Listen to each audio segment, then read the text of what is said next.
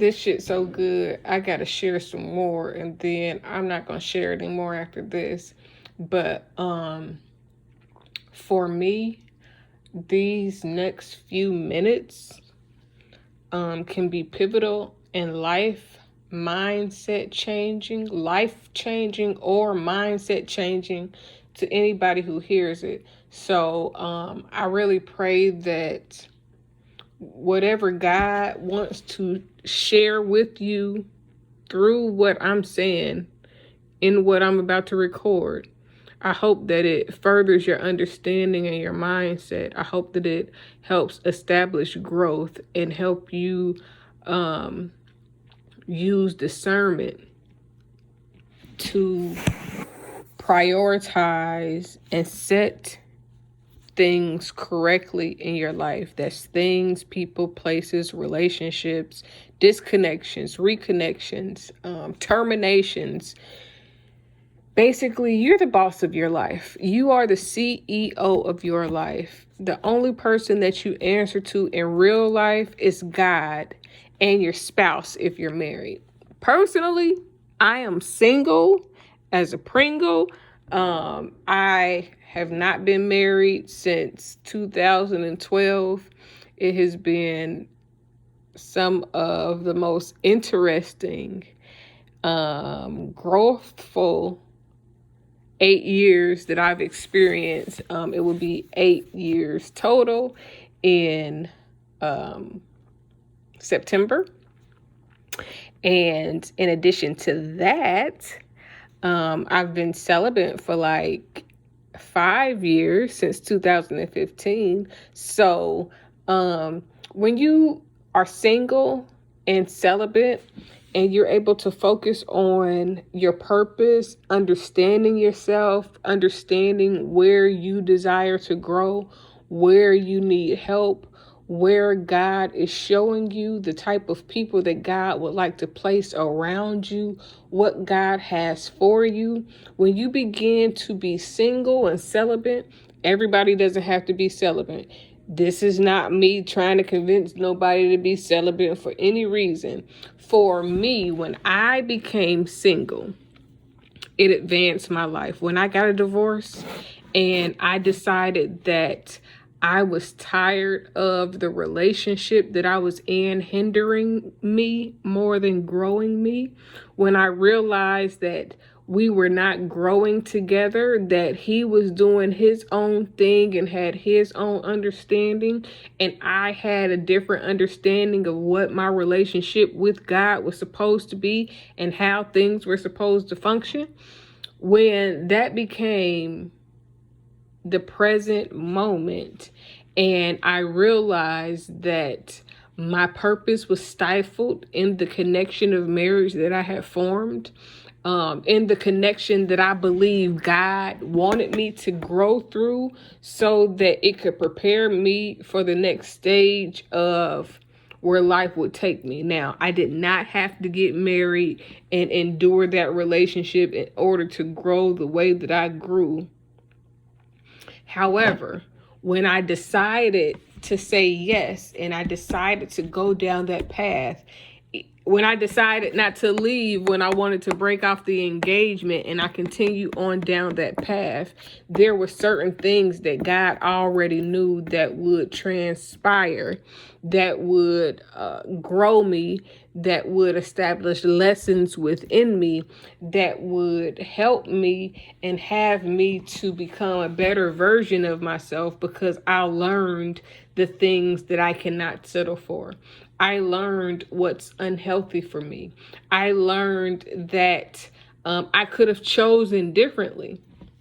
But within choosing the way I did, there were certain things within that relationship that grew my understanding, that helped me to, in the discouragement, it helped me to find encouragement within myself to go to God in a way that I've always gone to God, but regressed in the relationship. And if you get into relationships that have you regressing in areas where you were previously excelling in, then that should tell you about the fruit of that relationship. So I'm saying that to say, for me, getting a divorce from a relationship that was not growing me, that was not healthy for my mind, when I say my mind, that influenced and made worse mental health issues. When I say that it was not healthy for me financially, it there were increases in cash flow, but to be in a relationship that has more cash flow, but that hinders my heart, hinders my spirit, and hurts my mind and my soul and who I am as a person, who God called me to be, that's not healthy for me. Now, I know a lot of people that stay in unhealthy relationships. Some people stay in them because they get nice things. Some people stay in them thinking that they can't get nobody else or they don't deserve better. Some people are staying because it just works financially, and they are willing to endure whatever in order to say that they're married or to not have to file for a divorce. And for me, I got over that shit. Like, let me tell you something. When I got married, my understanding of marriage for me in my life is that when I get married, I do not ever want to get a divorce, but I'm not going to allow you to abuse me mentally, physically, spiritually, financially, or anything else. I am not going to allow you to make me feel less than, or make me feel like I don't belong, or I'm not a part of your life, or there's portions and things that you do without me. That's just not me. I require more because I can give more. Anything that I require is things that I can maintain and give, and you know what I'm saying? It's an even exchange. So for me, moving on, getting out of that relationship that was hindering my growth with God was allowing me to learn new aspects of myself. So in this time of being single, I've been able to understand who I am. I began to understand why I chose the ex-husband that I chose, and the things that will play into who I choose moving forward. But I don't believe in divorce. However, I'm not going to, in order for me to make sure that I don't get another divorce, that means that I have to be with somebody that is totally 100% confident in who they are, and that supports me in who I am, in a way in which we can walk together, grow together, go together, sow together, so that we can be one. Not me be everything that I believe that I should be, while he's being none of the things that we committed to each other to be.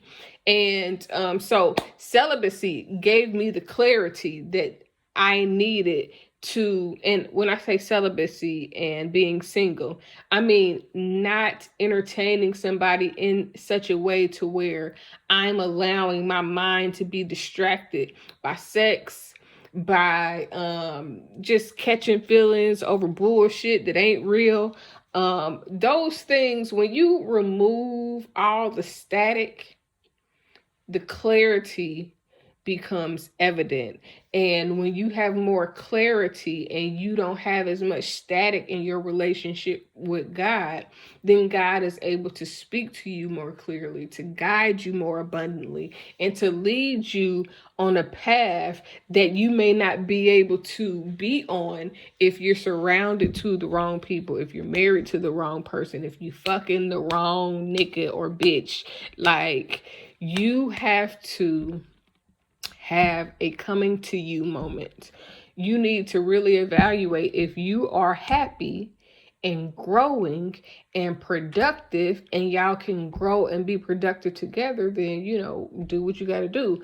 But if that is bringing the worst out of you, if you're always being lied to, lied on, cheated on, manipulated, gaslighted, that means that you're telling your spouse or significant other that you have a problem with something they're doing. And instead of saying, hi, I hear what you're saying that you have a problem with, and I am going to make some corrective measures to help establish a more solid foundation in our relationship. Um, Instead of doing that, they tell you that you just tripping and you got a problem and something is wrong with you versus correcting their action. We not with I am not with a whole lot of shit that I probably would have settled for before. And what has made it worse, quote unquote, is because I'm established within myself. So before, when I was looking for somebody to be a helper, to help me do this and to help me do that and to help me raise my family or to help me bring in a certain amount of income, when I became all of that for myself, that made me less likely to say, you know what, I'm gonna just put up with this, or I'm gonna settle for that, or I'm gonna do this because it, you know what I'm saying? No, no, no. I will walk away before I allow a person to make me sick within my body again, ever in my life. So, with that being said, it is very important that you take time to yourself so that you can get a better understanding of yourself, so that you can put your life in order, so that you can manifest the things that really mean something to your heart and not be wasting your time on shit that doesn't make a difference. But this particular portion is about putting people in their proper position within your life. Again, you are the CEO of your life. You need to evaluate the people in your life and determine if they are going to take you where God has designed it for you to go. Now, God will put people in your life that match your mindset, that have a vision or purpose that's similar to yours. I'm not talking about people that decide they need to do something that's similar to you after they meet you so that they can be along with whatever it is that you own. I'm talking about people that have already established their purpose within God before meeting you, because anybody can jump on the bandwagon and say, oh, I'm called to help, you know what I'm saying, this group of people, or I'm called to do this, or I'm called to do that, only because they see that that's what you own and they trying to be on what you own to be closer to you. Be mindful of these things. There are some people that you are called to awaken certain things within them, but not all of those people are supposed to walk hand in hand with you and be on your team. Some people are supposed to be called to a purpose and then released to go and fulfill that purpose. The other day I was thinking, and I'm about to play this so that I can get out of here because I only got like about 20 minutes left of this book to finish editing. But the other day I was thinking, I don't have to know everything about everything. But if I know everything about the things that I don't want to say are important, but that are in my lane, and then I build relationships with other people that know other things within their own lanes, and we collectively come together, then we can know everything. We can know every aspect of the bigger picture by allowing people to flourish in their, I don't want to say in their niche, allowing people to flourish in their area of purpose. Because if I'm focused on my area of purpose and you focus on your area of purpose, and then we come together, we can cover a bigger area of purpose. This is why the pie, you need the whole pie. You know what I'm saying? Like, I can do what I'm supposed to do, but then there are other people that are supposed to come together with me that are supposed to do and know what they're supposed to do. That takes away the burden of me needing to know so much. Because now I got other people. This is where you're getting with like-minded people. But if you see somebody standing next to me, they know more than me, than something or than what I know in whatever area is their expertise. Because if they are expert, if I'm an expert in soul purpose life coaching, and I connect with somebody who's an expert in business development life coaching, and then we connect with an expert who is on fitness training life coaching, and then we connect with somebody who specifically went to school not for fitness, not for exercise, but specifically for dietitian studies, that is fluent and they are expert in dietitian. And then we connect with somebody that is about mental health awareness and spirituality. I mean, and you connect with all the people. If you connect with somebody that's a beauty coach, if you're connected with somebody that's a self-esteem coach, there are various aspects of coaching that you can be connected to in order to align with and provide a total package for whoever you accompany. So in my mind, the vision that I have for what specifically speaking freedom is supposed to be like, and I think that I've talked about this before, but the vision is not for Casey to do everything and to coach every aspect of everybody's life. The goal for Speaking Freedom and the life coaching center that I would like to establish with others is that we come together. We all have different areas in which we are able to operate as an expert in. That means that we've studied, not just gone to school, because the school is only going to teach you so much, but we've studied beyond what we've learned in school. We have applied the information so that we know that it worked. And in this establishment, everybody has their role, but a person does not have to leave us to seek something that we should be able to sustain within us. So if I got a client that is coming to me to help establish their purpose, I don't have to be greedy and also try to be their health coach. I can be their life coach. I can get somebody else on my team to coach them in their health. I can get somebody else on my team to help them with their physical workouts and being a personal trainer. I can get somebody else on my team to help them with mental health and social issues. If they are a social worker or a mental health therapist, I can get somebody else on my team to help them with coach them through their finances and fix their credit. I can get somebody else on on my team to help them get their real estate license, to get a contractor.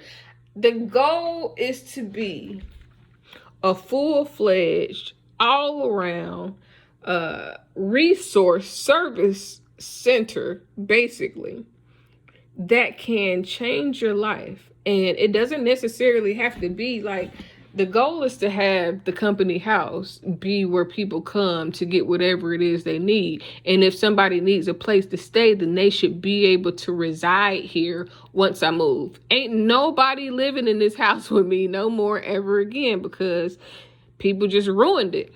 So, but that doesn't mean that everybody, that those collective group of coaches and people that I have on my team as experts have to be come to this house or have to, you know what I'm saying, come around.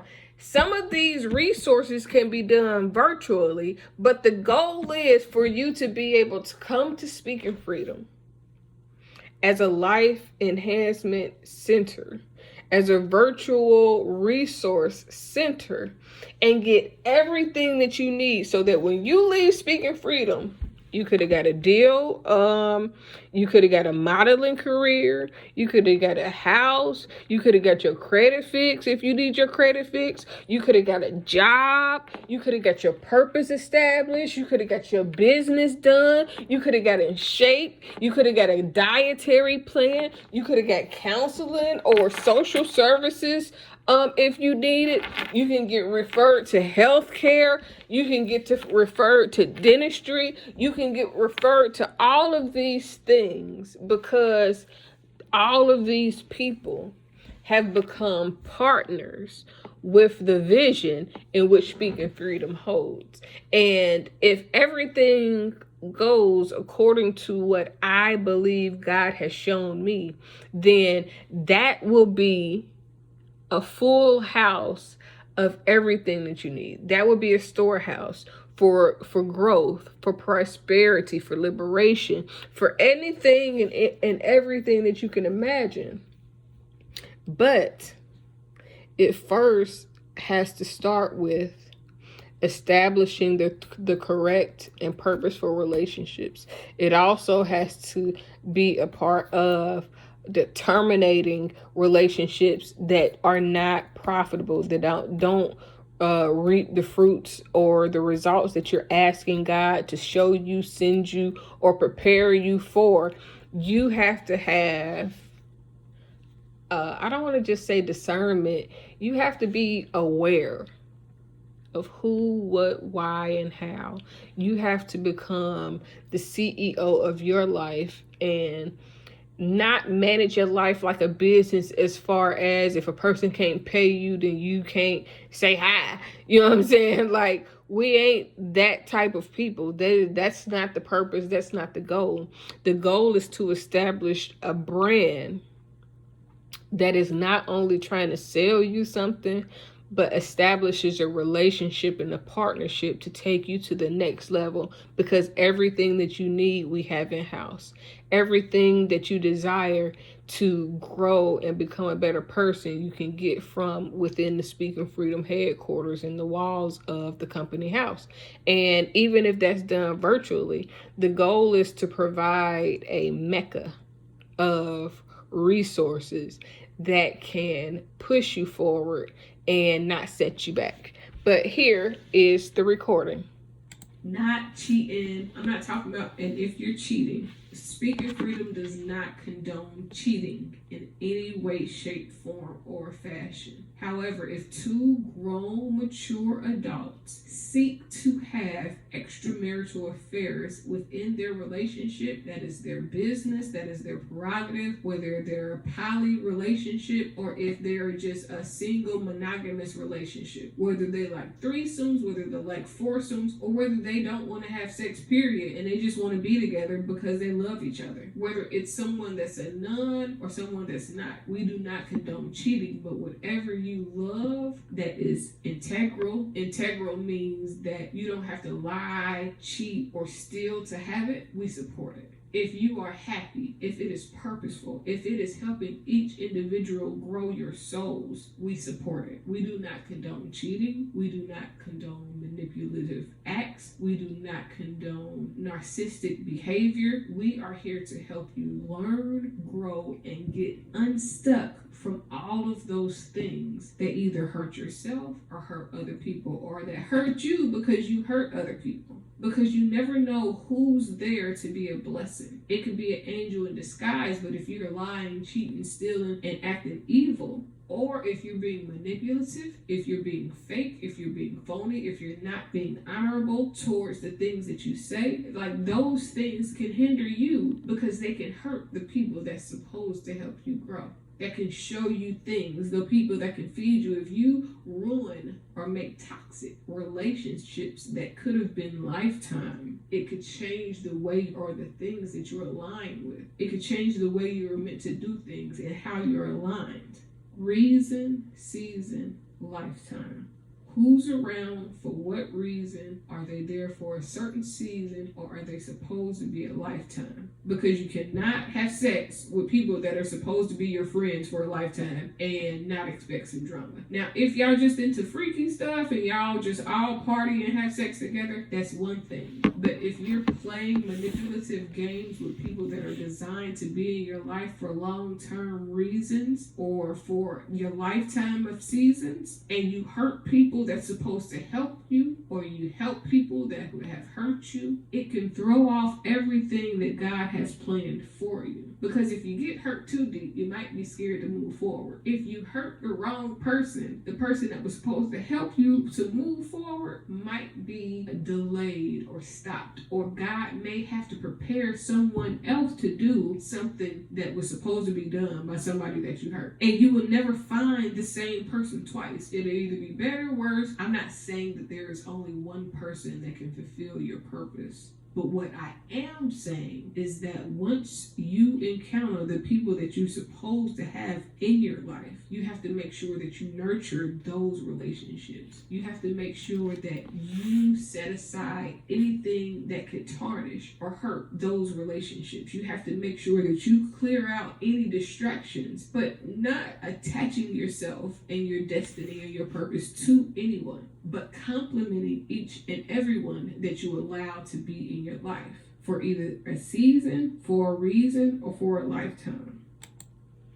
And that is all, folks. So, that was pretty good. And I hope that it helps you grow. I hope that it allows you to establish blessings from understanding what God is calling you and causing you to do in this next season. Sometimes you have to let people go that you may have desired to hold on to, that you thought was supposed to be in your life forever, and sometimes they're not supposed to be in your life forever. That was just your own desire to keep them around when God told you to let them go.